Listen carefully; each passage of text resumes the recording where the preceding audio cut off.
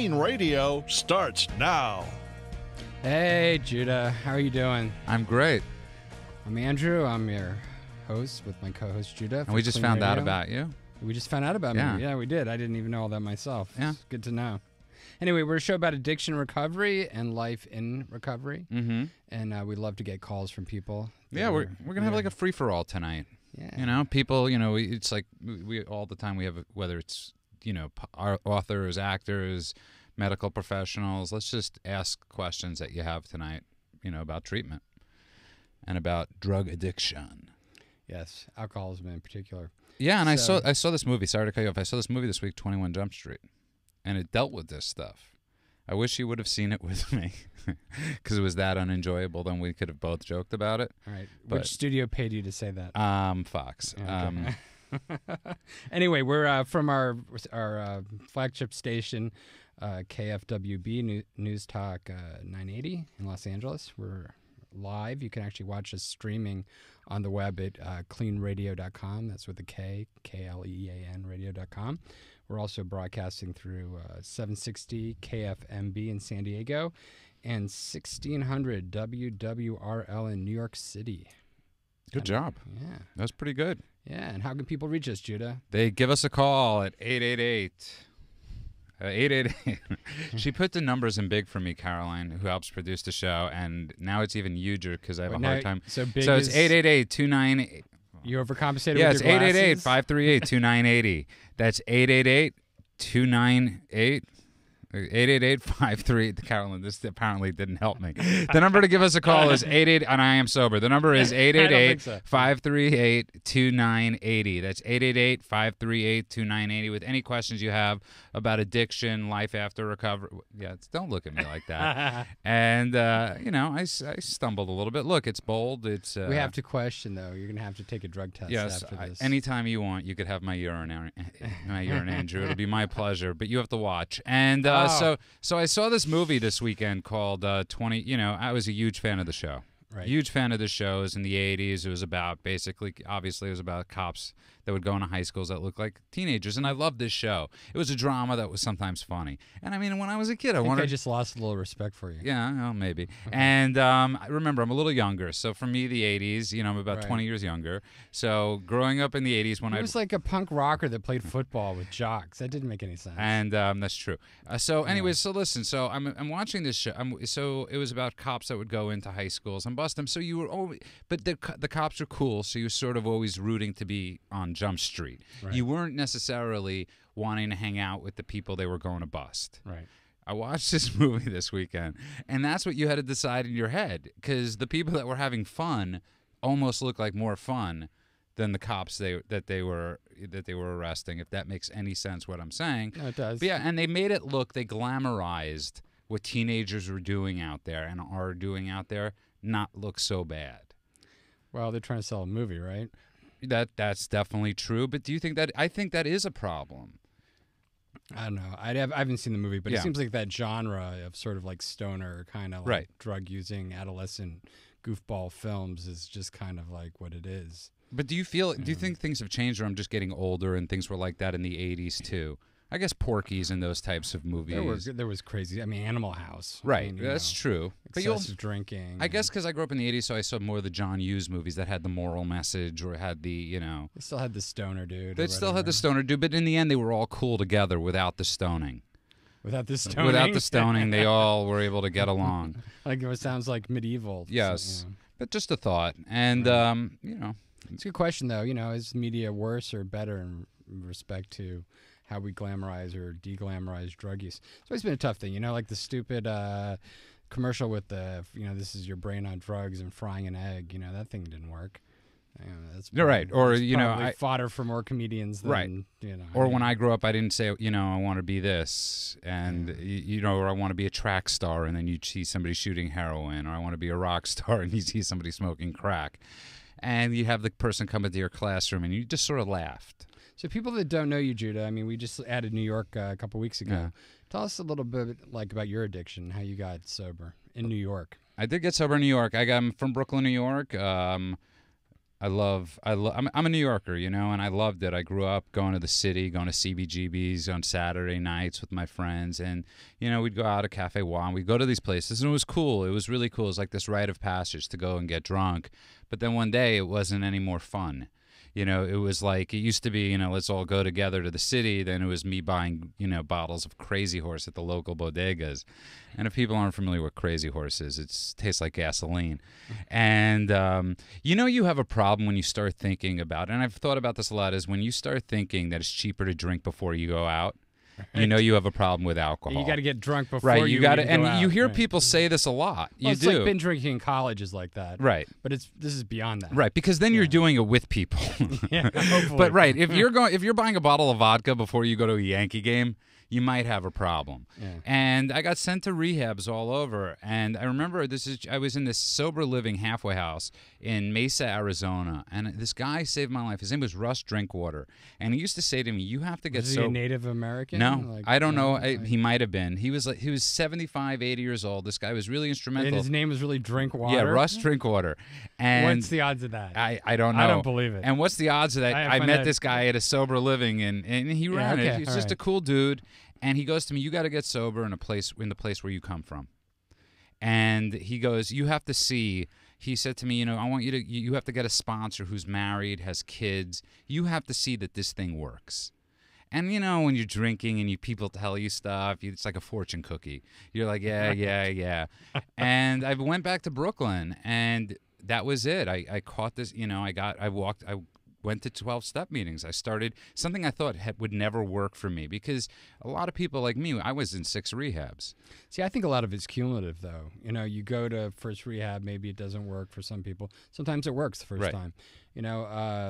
Then sometimes it takes 2 times. You know, then maybe they might go to 12-step meetings, or there's a combination in there. I don't think any one particular event necessarily makes or breaks it for an individual. There's something about the cumulative amount of knowledge and experience in the work of trying to get sober that's necessary. Now, you know, I think that's a great point, because first of all, I knew it was there when I needed to get help. And I think that's very important, is that you constantly talk about, is that I knew the 12 steps were there whenever I was ready to get it. Right. So even though it didn't work the first time, it was ready for me when I was ready to get it. Well, if anybody out there is sick listening to Judah and would like to call Yeah. in with a question. You did ask me. Yeah, I did. Yeah. You can reach us at 888-539-2980. That's 888-539-2980. Yes. And I'll continue with that story, New Yorkers, later on. I didn't mean to bore you, but I am from New York, and I love Well, let's it. introduce our guest. Yes, let's introduce our guest. And she is a therapist at Klean Treatment Center. She's a great girl, great therapist. She takes a great picture, and she plays a mean instrument, which is the guitar. And let's welcome to Klean Studios, Amy Stella. Hey, Amy. Hi. How you Welcome. doing? Thank you. How come do people literally, when they meet you for the first time, want to scream your last name? It's happened on occasion. Yeah. She's got the name of a beer as the last name. Stella? It never really occurred to me. I'm not familiar with Stella beer. Stella Etoile, right? It's Mhm. Belgian. I I'm believe it thinking- was just bought by Budweiser. I'm thinking of a streetcar named Desire, right? That's the I've also had someone call me Amstel. Amstella. Amy Amstel. I got it. I got it. Yeah. So you play music. I've noticed. Let's get right to it. I've noticed you have a group at Klean. It's really cool. Sometimes on a Friday afternoon, you're walking by, you hear a bunch of people singing, and you know, pretty cool songs and all that jazz. What is that? What is musical? I run a music group at Klean that is pretty unique. It was something that we decided to try out, see how it went, and it's really become kind of a favorite group. We run it on Fridays as a start to the weekend. I let the clients pick songs. We do 3 songs a week, and we obviously explore the lyrical content of the songs, and we talk about metaphors and the way that alcohol, drugs are used in songs. But also there's just something about getting a group of people in a room together and singing, just letting out the feeling of the song. It can be really, really powerful. And most people start out the group saying, "I'm not going to sing. This is ridiculous." And they'll sit in the corner for the first group. And, sometimes by the end of that group, they're singing the loudest out of anybody. What's the best song someone's chosen, and what's the worst song someone's chosen? Ooh. It's Raining Men.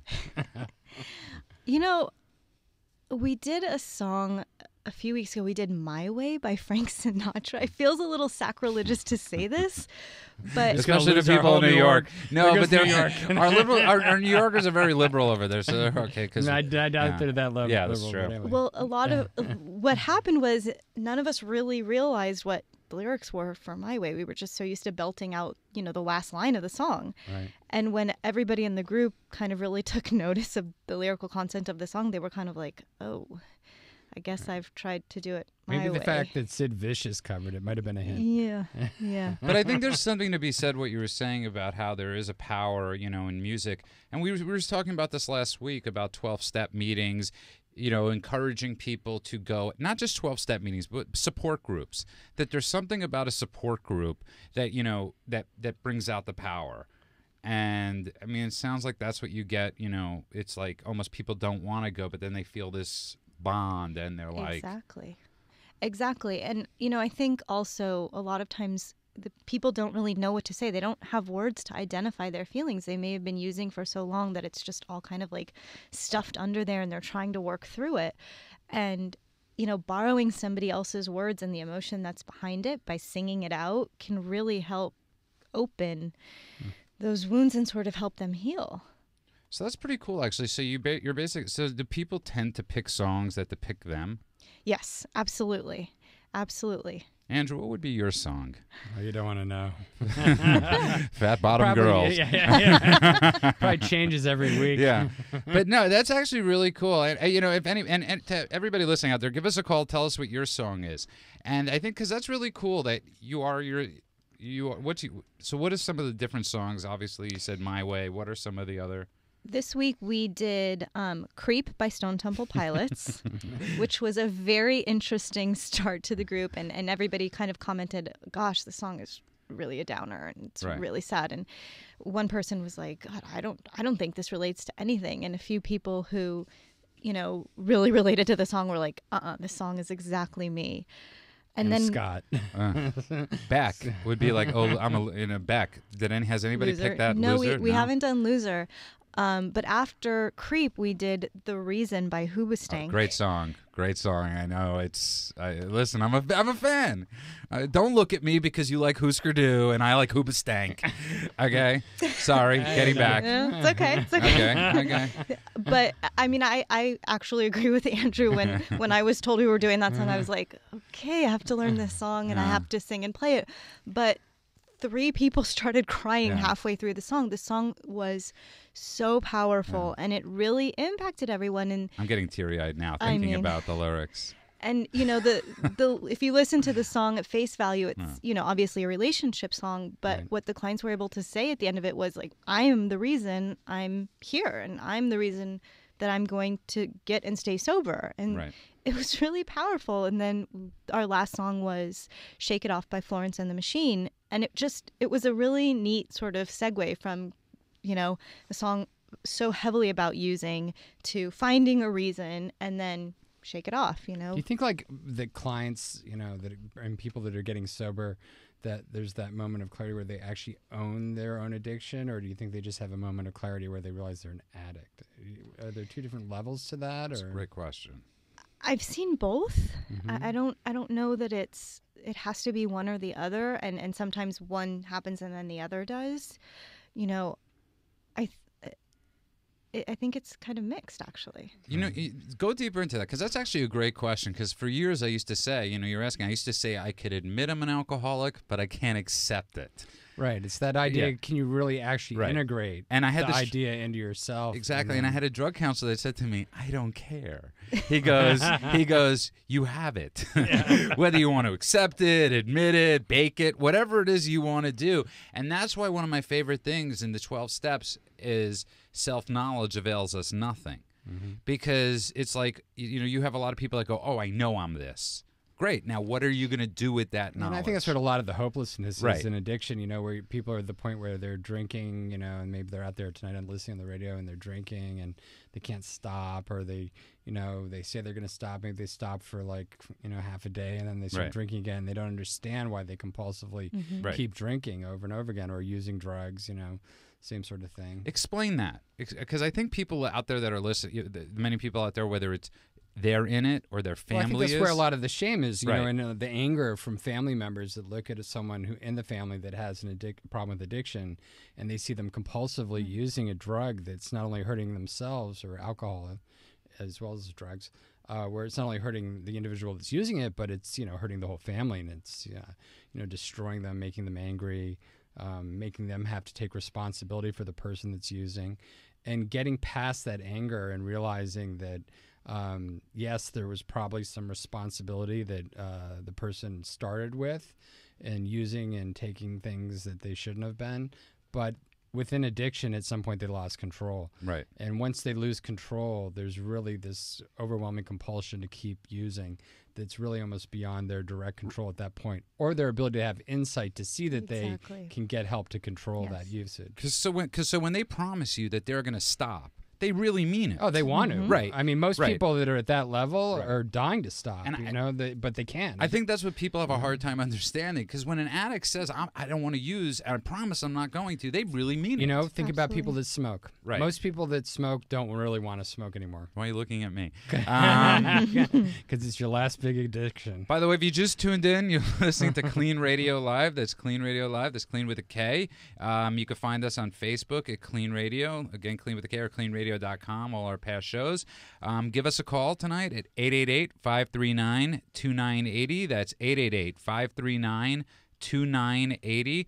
We're in the studio tonight with Amy Stella, Therpist, who's got this incredible music group, and she was saying about how her clients pick a song that relates to them and plays it. And I want to ask you people out there listening, what's your song? What's your title of your song? Whether it's a family member, because I think that's important too. Because, you know, that song by Hoobastank, The Reason, could go to on many levels and many different things. And the people, I mean, obviously you do this because you see people getting help with this.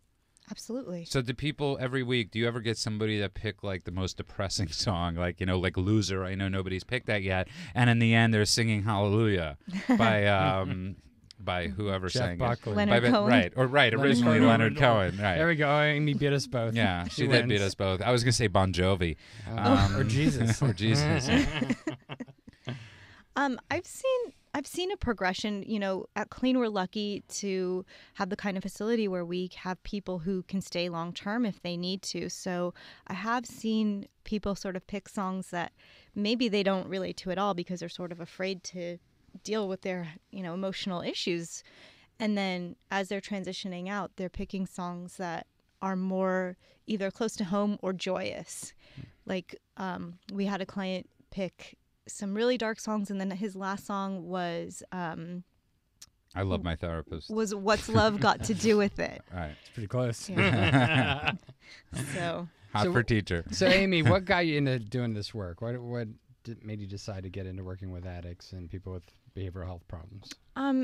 you know, I have a family member that has addiction issues, and for a really long time I decided I was not going to specialize in anything with it. I was going to stay away from it. It was really difficult for me to kind of look at. I had done my own work around it and family work with my family member, but it just was one of those things that I thought, no, way too close to home.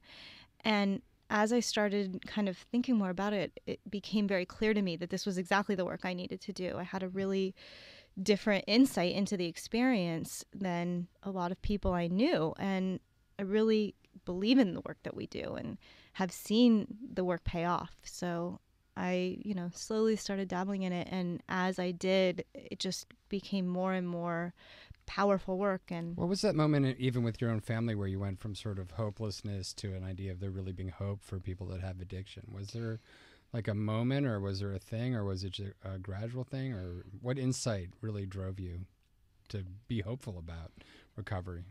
It was a really long process. My sister is in recovery. She went to rehab, and at that point, when she asked for help, I was incredibly hopeful. I was like, this is it.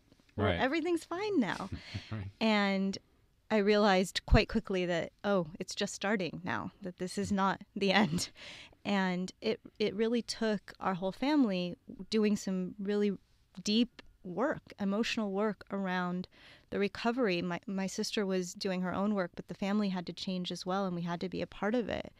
And as we were, there were lots of trials and tribulations along the way, but I realized as everybody sort of stuck with what we were doing, there was actually going to be some hope, and that if you could hold on to that grain of hope, you were going to be okay. That's really inspiring. Let's take a call. We got a call.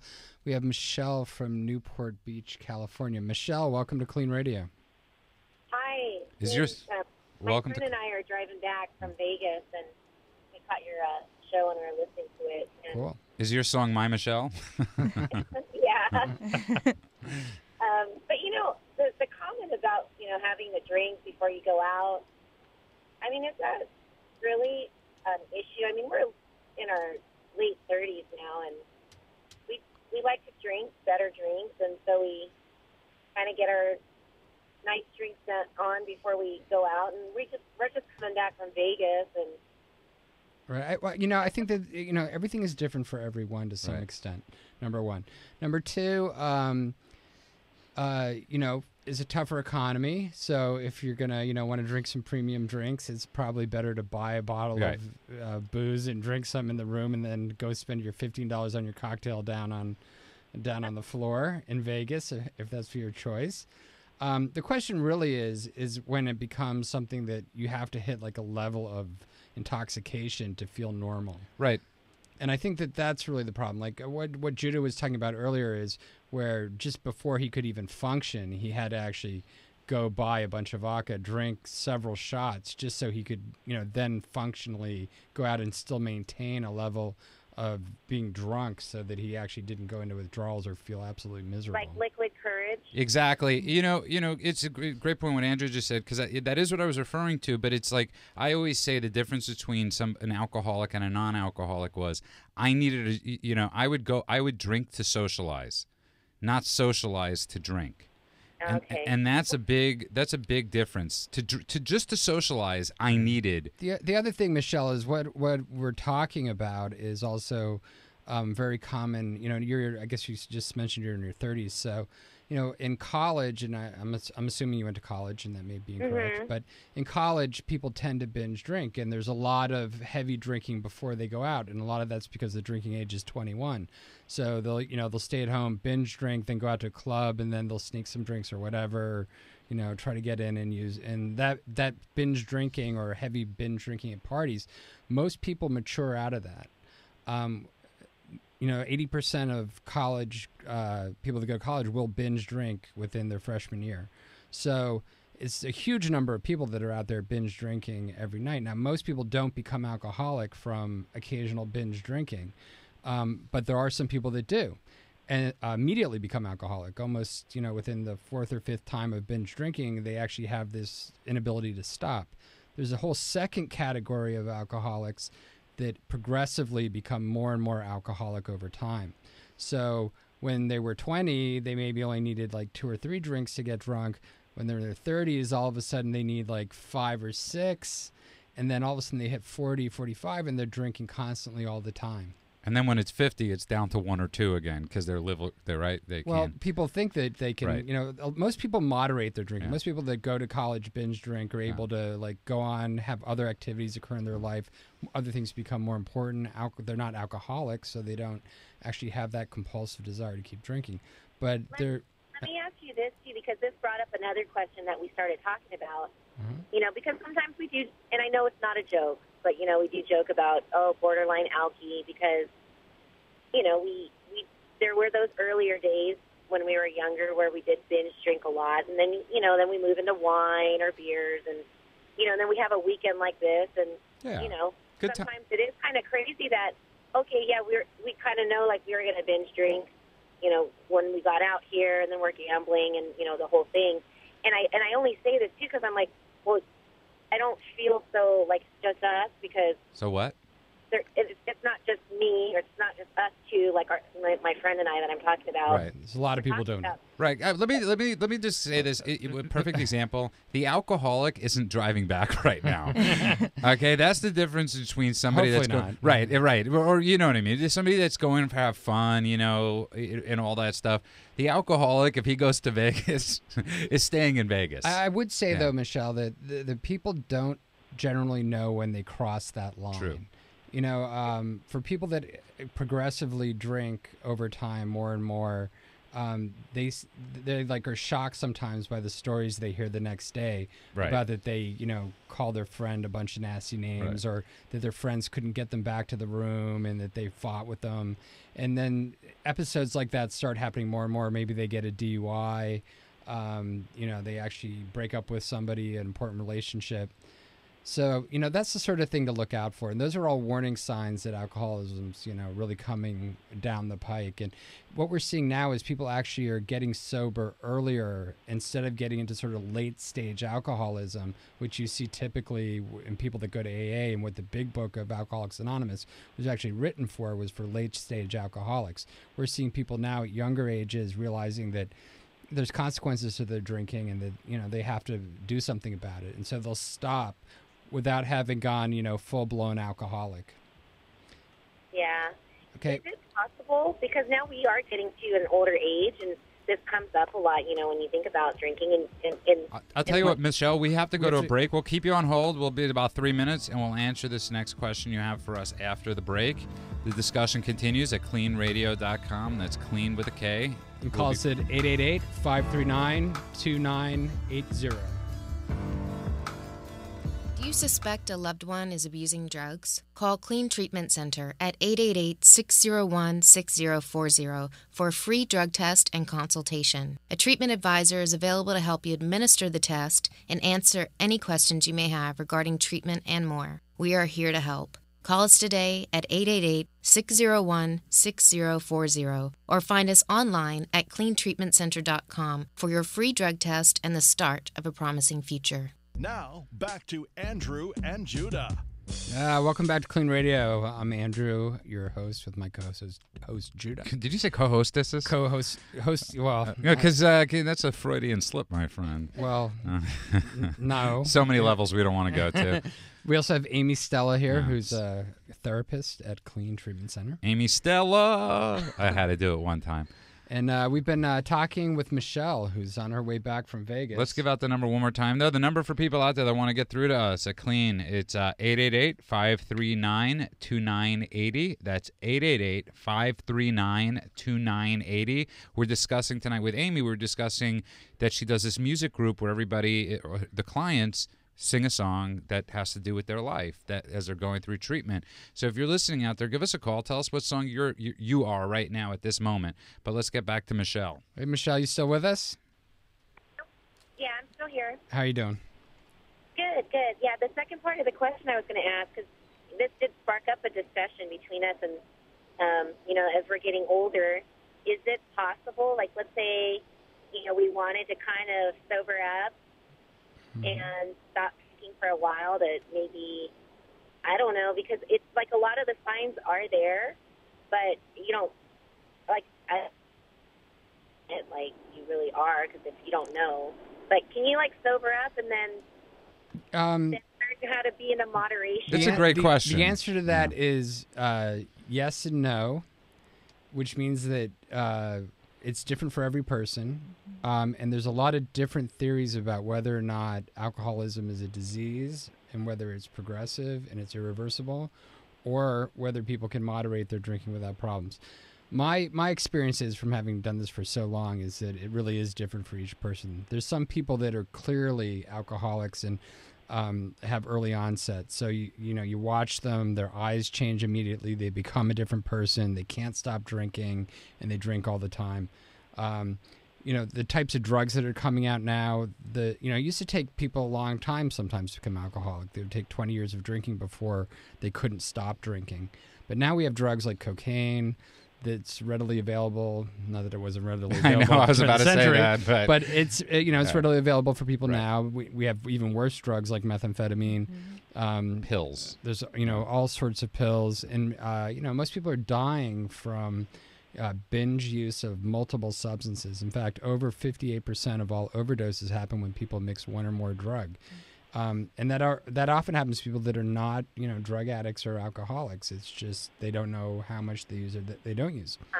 But to get back to your question, I think, which is important, is that, your question is, I'm starting to see some signs that maybe I'm alcoholic. Can I maybe stop and then kind of go and reset the clock? My experience with that is that, yeah, you can stop. And stopping is not a bad thing. And often, like, people come to me and they'll say, I think I might be an alcoholic. I don't know. And my first thing is I say, well, don't drink for 6 months and see if you really need it or not. Right. And if, you need it, then probably you have an issue with alcohol. If you feel like you can't function without drinking socially and you can't have a normal life without drinking, then, alcohol has become more important than the other parts of your life. So it's important to look at that. The other thing is that you can't really reset how your brain works. So once you've sort of broken the mechanism that controls dopamine release through drugs and alcohol, you can't kind of reset it back to zero. You can get it back to where you lose tolerance, and this is a really important point. So people that say become addicted to pain pills, they will build up a large tolerance, meaning they can take more and more and more just to get to the sort of the same level of feeling normal. They can then get completely sober of pain pills, and their tolerance can be very lowered. So what the danger is that sometimes they'll go back to using pain pills, and they'll take the amount that they thought they needed to take to get high, and that actually causes them to overdose because the body does actually reduce tolerance. But the problem is that the action of addiction actually goes much faster again. So if they start taking them even at a lower dose after having stopped at a very high dose, they will very quickly progress back into having to take a very, very high dose. Wow, that was a lot. That was a lot. Wow. And wow. Michelle, did that help you? Yes, actually, it does. It's kind of, I think it does spark things to think about, and maybe what sort of signs are you noticing with you and your friend that you might think that maybe you might they wake up together? No, that was just a dream. Doesn't happen, but I would say it. Maybe going from like a normal state to a little bit of a drunk state pretty quick from maybe the drinks, and then kind of forgetting some part. So a little bit of blacking out, and and then maybe getting the little wobblies. I don't know if it's my high heels or I'm really losing like my equilibrium. I was going to say something else, but yeah, it's probably a combination of both. But yeah, I mean, that's normally, those sort of effects of being actually intoxicated. And alcohol is a toxin. That's why they call it intoxicated. That's sort of what happens. You start to lose control more and more. And as you get older, also your body isn't able to sort of cope with being, sort of inflicted with a toxin. So, you'll start to see other things happen that are much less they're harder to cover up, like people becoming incontinent as they get older. People, especially women, if they've had children, they tend to drink, and then all of a sudden, they end up peeing on themselves after drinking too much. And not in a good way. And they don't even notice it. And these kind of things are very common and are sort of big signals that people can't control their, intake and use of alcohol. But again, this goes also to what Andrew and I speak about a lot is if you have to ask these questions, anytime you have to ask a question of, do I have a problem? Do I look fat? Probably yes. And then I say that sort of jokingly, but it's very truthful. If my father, who doesn't drink, never asks if he has an issue with drinking. If you said to him, when was the last time you had a drink, he really wouldn't remember. At the same point, I think it's important that people feel safe to ask questions like this, But I'm saying themselves. of yourself, when you're asking of yourself. I definitely, I think Judah makes a good point that, if you're starting to question some of this stuff, I would certainly think about trying to moderate your drinking. It's not really normal for people to drink more than, 3 to 4 drinks in one sitting. If you're drinking more than 3 to 4 drinks in one sitting, that's considered, really heavy drinking. Really? And if you're drinking 10 drinks, that's pure binge drinking to the point where you're actually in a real danger zone for either accidents happening, putting yourself in a compromised position where you might get, assaulted or raped, getting in fights. There's just slipping and falling, hitting your head on something. So, these are things that you might want to think about. And as you get older and have more responsibilities, and it's not just yourself so much anymore, then, all of a sudden the consequences seem more serious. Right. Okay. Well, thanks. Hope we were able to help you tonight, Michelle. Yeah, listen to us again. We're on every Sunday night from 8 to 9, and let us know how you do. You know what? I will. That'd be great. Please do. Thank you very much. And if you just tuned in, you're listening to Klean Radio Live. You could be listening to us on a few different places. That's KFWB News Talk 980 Los Angeles, our flagship station, News Talk 760 KFMB San Diego, and AM 1600, my hometown, WWWRL New York.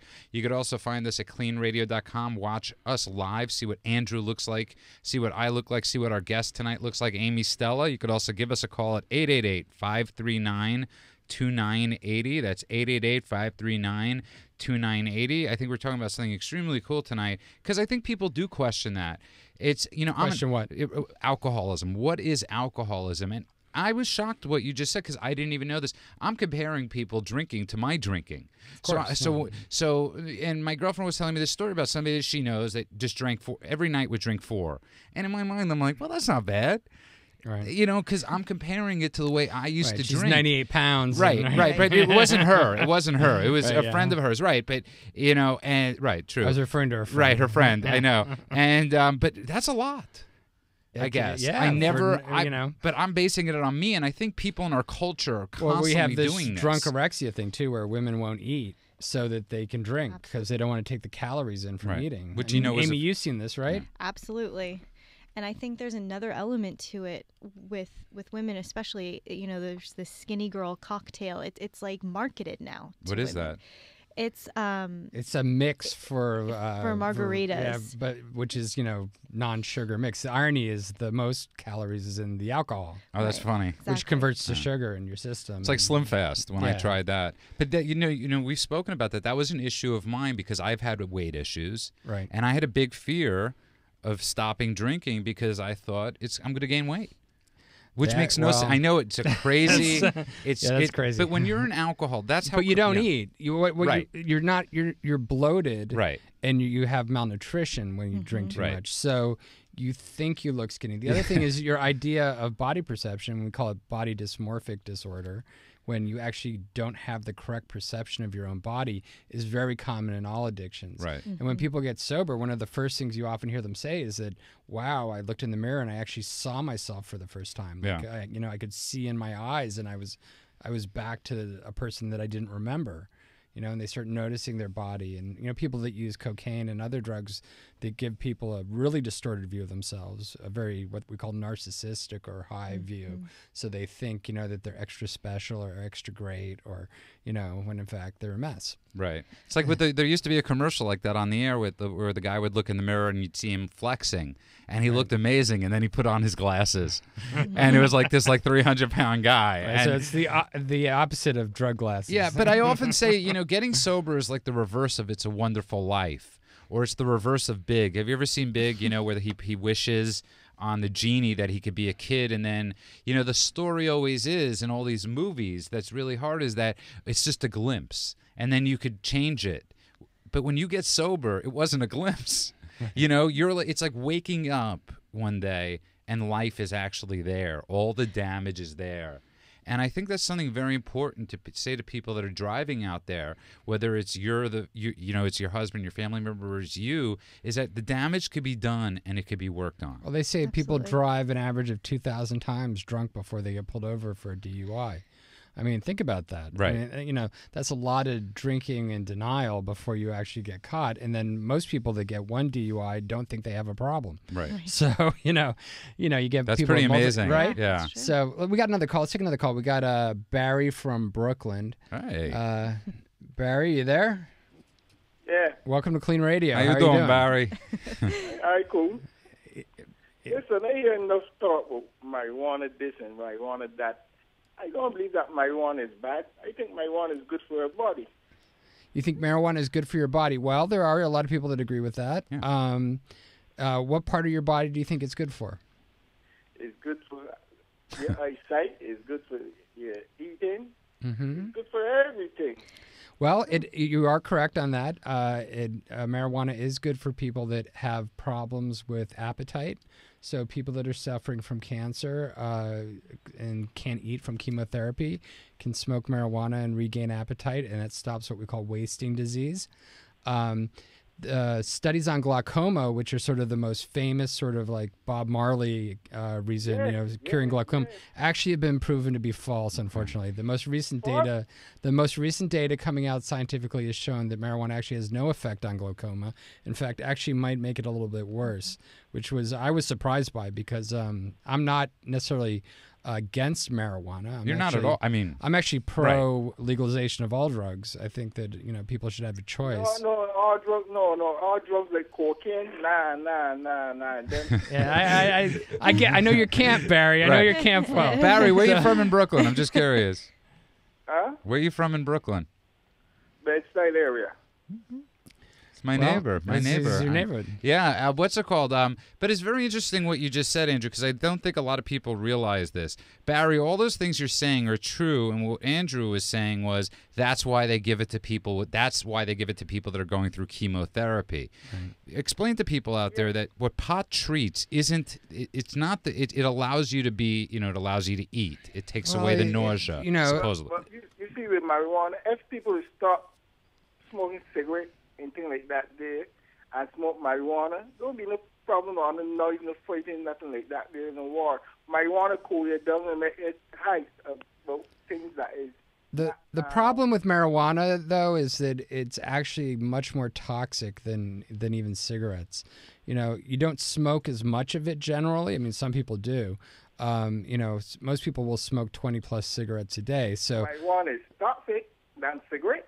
Oh, the smoke itself is 8 times more toxic than your average cigarette. Right. The carcinogens, Absolutely. it's unfiltered smoke that you're inhaling deeply, and then you're holding it in your lungs, which allows the tar and other carcinogens to actually sit in the alveoli, the little packets of your lungs. Yeah, that's when they don't want to hear anymore. It's like me, right? It's like, Barry, listen, I smoke cigarettes. Every time Andrew brings it up, I say, let's go to break. Okay? I acknowledge. Here's the thing, Barry. Acknowledge. That's where you backing it, cigarette. No, right. No, now, I mean, I've battled, I'm sober from alcohol. But here's the thing, and I say this to all pot smokers, do it, enjoy it. If it becomes a problem, it becomes a problem. But don't tell me that there's no possible bad side effects. Yeah, and I don't, I think that, people want to smoke and they're willing to risk emphysema and lung cancer. Reward. You're an adult. Yeah. I'm not going to say that, you shouldn't recreationally use marijuana, but I do think that the population should know that, it's bad for you. Got a real dirty, nasty thing to put in tobacco, cigarette to smoke. Look, people do a lot of crazy stuff. People bungee jump, they skydive out of airplanes, they race car drive, they drive on snowmobiles and blizzards. All these things can kill you. Right? They're all choices. We're not going to make everything illegal. That's one of the great things about America. Most things still are illegal. and not just that, how many 80-year-old potheads do you see walking around going, it was great? It's like all the idols of pot smokers are dead. Yeah. And they died pretty early. Bob Marley was very young. Well, he was shot. What? When you smoke marijuana and you driving, I think that you see things clear. People talk about marijuana slow. It is a joke. Marijuana makes it seem faster, not slower. Okay, have you ever been online with somebody that's high at Burger King? Okay, people that smoke pot, I could tell you, it takes them an hour on the menu order. They go slower. No, because they know what they want. They know what they want. They know what they want. They want a lot. They want the whole menu. It may be good for business. There actually have been businesses. There's a business that did that. In one of their desserts, they would give pot. Barry, thank you so much for listening. I love your opinion, and call back again. Please, keep listening. My fellow Brooklyn guy. Let's go to another call. We have Olivia from Studio City, California. Hey. Olivia, welcome to Klean Radio. It's one of my favorite names. Oh, good. Hey, I love your guys' show. I listen sometimes, but that's not great. As often as that Sunny guy. Oh, yeah, right. our most famous friend. Yes. Yeah, I'm maybe like your fifth favorite fan. That's okay. We'll give you Sonny. You know what? We'll replace you as number one. Yeah, we'll replace you, Olivia, because I like your name. You win the award. Great. Hey, listen. So I have a friend, like one of my best friends, who's about 100 days sober, And so I have a question. I'm going to be taking a trip with her, and I just wondered kind of, what's good protocol for, I'm not in the program. Okay. I don't drink that much, but if we go out to dinner, how does somebody who's, pretty newly sober want somebody else to behave? It's kind of like if you go out and if you're in a bar scenario, which we might be, if she decides, she wants to go out with us, it's like the 500-pound gorilla in the room. Do you not talk about drinking? Do you look the other way? I'm a big believer in talking about everything. Cool. The best thing you can do is have an open, line of communication with your friend, and especially if it's making you uncomfortable, bring it up now before you even go on the trip. Like the sooner you bring it up, the more you talk about it, and she might, really be happy to have someone to share the experience of getting sober with. When she, when even though you yourself are not sober, just be encouraging about the fact that she's sober. The other thing is to recognize that relapse is very common. So, especially within the first, year and a half. So, I'd be prepared for that too. I mean, she's 100 days sober. Going on vacation is a very, very high risk sort of activity within the first 100 and 120 days of getting sober. What do you think, Amy? I think that's all the more reason why you need to talk to your friend now. If there's an open line of communication, if she's starting to consider, wow, I really want to drink, she might be able to come to you and you can, point her in our direction. You can refer to a meeting, just as long as there's open communication, I think a lot of good things can happen. There's also like some really good little pieces of advice. Like, for example, she may say it's okay for you to drink, but, make sure that she's got a drink with her that's like Club not soda. Alcoholic. Absolutely. Right? That's what I wanted to know, because I've been, I hang around some people who don't drink, so it's like, do I go ahead and have a glass of wine if I want to? Do I not? I mean, I know it might be a more touchier subject, especially since she's, newly recovering. You drinking or not drinking will not affect whether she drinks or does drink. Is it considered rude? It is a good question. I mean, here's the thing. Again, I go with my thing that if you have to ask why even, why are we so politically correct as a society? Because we don't want to hurt people. We don't want to offend people. Sometimes it actually works out well. And in this case, listen, she's 100 days sober. Does it kill you to not have that glass of wine that night? That's on you. And the reason I say that is because I'm sober, and I remember my first Passover, and Passover's coming up, and I think this is a great question also to talk about that. And my mother didn't have any alcohol in the house. Right. My first Passover. Now it's like, everybody that wants wine. But, let's be honest. She's going on vacation. Right. You're not, there's going to be alcohol everywhere. And most people that are alcoholic that choose to relapse are not going to let you see that first drink. They're not going to have that drink in front of you. You're not going to drink that glass of wine, and then they're going to be like, oh, give me a rum and Coke. Right? They're going to go to the mini bar. She'll be in her room hiding. Or she's going to go to the bathroom and being at another bar in the hotel or wherever you're going, and she's going to be chugging some vodka drink or something. Mm-hmm. So, well, the good thing is we've started the conversation a bit. I know she is, like she even said, hey, I may not go out with you the first night to dinner. I definitely want to check out some meetings. So I think at least by us talking about it, it's I think, one of the biggest problems with alcoholics and drug addicts is that they love to isolate because they're more comfortable not having to deal with the issue. And the more you can open up to her and talk to her and make her feel comfortable that you're comfortable with socializing and her not drinking, or maybe you all going out and maybe doing something that isn't, centered around alcohol, that's the kind of thing that's encouraging. Her like trying to isolate and trying to find safe places or trying to stay in her room so she doesn't stop you guys from having fun. That's the kind of stuff that will lead her to relapse. That's interesting. So maybe suggesting going out, obviously not somewhere like, crazy bar. Right. Yeah, Why especially now. I mean, a lot of people that just get sober, they've spent, the last 5, 6, 7 years really waking up at 1 or 2 in the afternoon and then, drinking till 3 or 4 in the morning. So they've missed out on a lot of stuff that people that are sober normally do during the day. Like LACMA. So get up earlier and do things during the day. Do activities. Go to the beach. I could guarantee you if she's go experience stuff. But go on a hike. Wear yourselves out. You won't want to drink. But it is a great question because I've had this experience. Is there a good beach in Arizona? Yes, there is. You know where you going? Are you going to be around? No, it's all of Arizona, but it's covered in snow. Go to Sedona. Because I remember the first time I saw Sedona, and I was Sedona, Arizona sober. I mean, Sedona is beautiful. It's an absolutely beautiful. I haven't been. Where are you actually going? Arizona, like Cave Creek, New River. It's just outside of Phoenix. Oh, okay. So there's lots to do there. It is a great question, though, because I have a friend that's a food addict. And I mean a real food addict, and you could see his eyes shift. A sugar addict, you could see when he eats a piece of carrot cake. I mean, and I'm not referring to you, Andrew. Thanks. And just so that our listeners know, I'm not. I just ate key lime pie. Right, but he goes into a zone. He goes into a zone when he eats this stuff. Yeah. And well, it's a dissociative episode, actually. And I stopped ordering a carrot cake or any sort of dessert when I was with him because I felt so uncomfortable. Right. Well, any addict, when they're in that zone, they actually dissociate a little bit. Oh. And when dissociate means, like, if you've ever been like driving in the car and you're driving along and all of a sudden you're home and you don't remember how you drove there, even though you're completely sober. That's dissociating. Your body and mind sort of separate, and it kind of takes over. That happens a lot when I'm with you. So people that have problems with eating or even drug use or drinking, they'll actually dissociate while they're engaging in the activity. I didn't know that's what it was. Shopping's like another that. one. Online Absolutely. shopping. They wake up the next morning, they're like, "Oh my gosh, I ordered 500 things from eBay. How did that happen?" So what's the difference between that to people listening? Because I'm very unfamiliar with this. What's the difference between that form of addiction and people that are drinking, using drugs?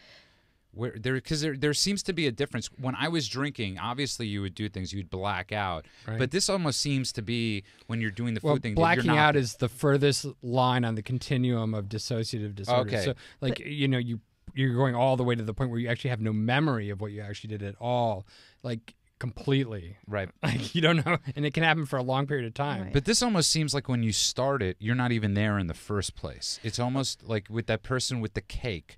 It was the second. It was very different than alcohol. There's this process that happens. Exactly. This was almost like from bite to he was gone. Well, it's like I told you with gambling. Yeah. It's not the actual whether they Right. win or lose the bet. It's the act the of putting the process. chip in the process. Right. Yes. Right. So even with addictions that are Sex to a addictions, substance, too. but even addictions that are to the substance like alcohol or drugs, there's still the process. Oh, absolutely. Like they did a study with crack pipes where they would take people that had recovered from crack addiction and they'd monitor all their vital signs and they would just show them a crack pipe and all their vital signs and their brain waves would be fully activated like they had smoked crack. I love that you bring that up because you know how anti the hookah I am.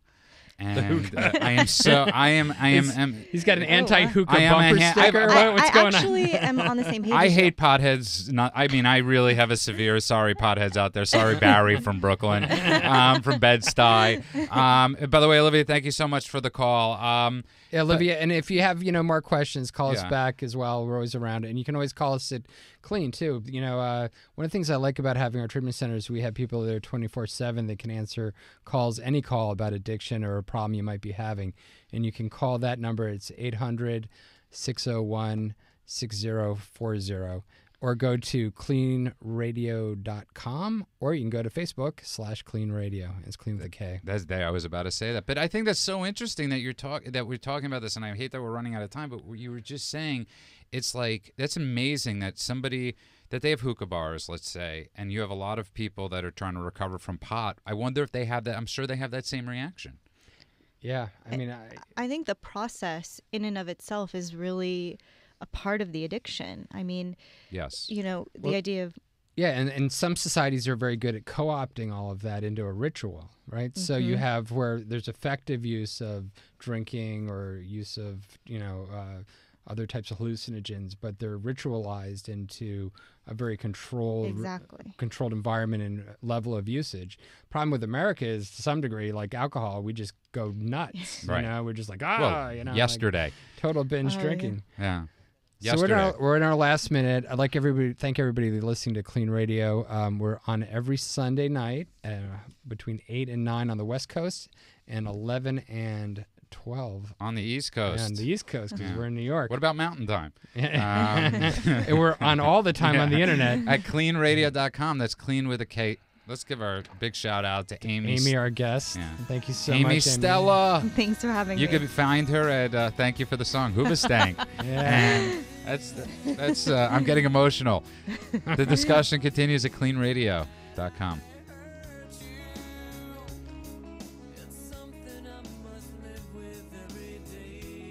you suspect a loved one is abusing drugs, call Klean Treatment Center at 888-601-6040 for a free drug test and consultation. A treatment advisor is available to help you administer the test and answer any questions you may have regarding treatment and more. We are here to help. Call us today at 888-601-6040 or find us online at cleantreatmentcenter.com for your free drug test and the start of a promising future.